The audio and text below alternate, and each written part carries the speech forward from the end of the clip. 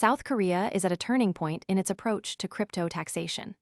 A national petition to scrap the country's planned 22% tax on crypto investment gains has crossed the 50,000 signature threshold, triggering a formal review by lawmakers.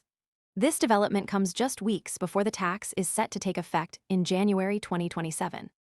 The petition, now with over 52,000 signatures, has prompted the Finance and Economic Planning Committee to consider objections to the proposed tax framework.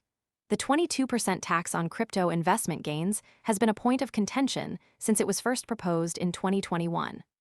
Originally scheduled to begin in 2021, the tax has faced repeated delays due to backlash from industry stakeholders and concerns about its impact on investors. The implementation has been pushed back from 2021 to 2023, then to 2025, and now to 2027. This repeated delay reflects ongoing uncertainty about how to balance regulatory oversight with market competitiveness.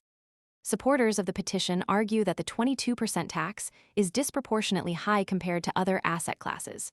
For example, stock investors in South Korea are only taxed on profits exceeding 50 million won, a significantly more generous threshold than what crypto investors. Most people arrive after the move is obvious and the easy upside is gone. We focus on serious crypto education and high-quality signals before the crowd rushes in, so you can understand the setup earlier and move sooner. If you want that edge, visit the link below now. Would face. This disparity is a central grievance for the petition's authors, who claim it undermines South Korea's position in the global crypto market.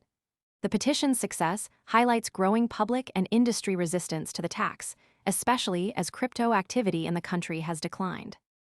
Data shows that the total value of crypto held by South Koreans dropped from 121.8 trillion won in January 2025 to 60.6 trillion won in February 2026.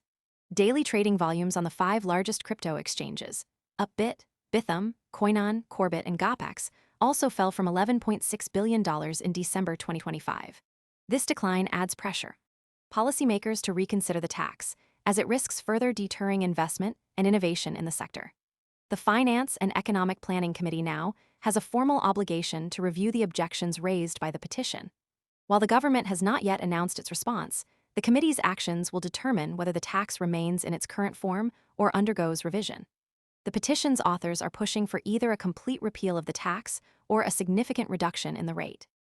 They argue that high taxation could drive investors and businesses to more crypto-friendly jurisdictions, further eroding South Korea's competitive edge.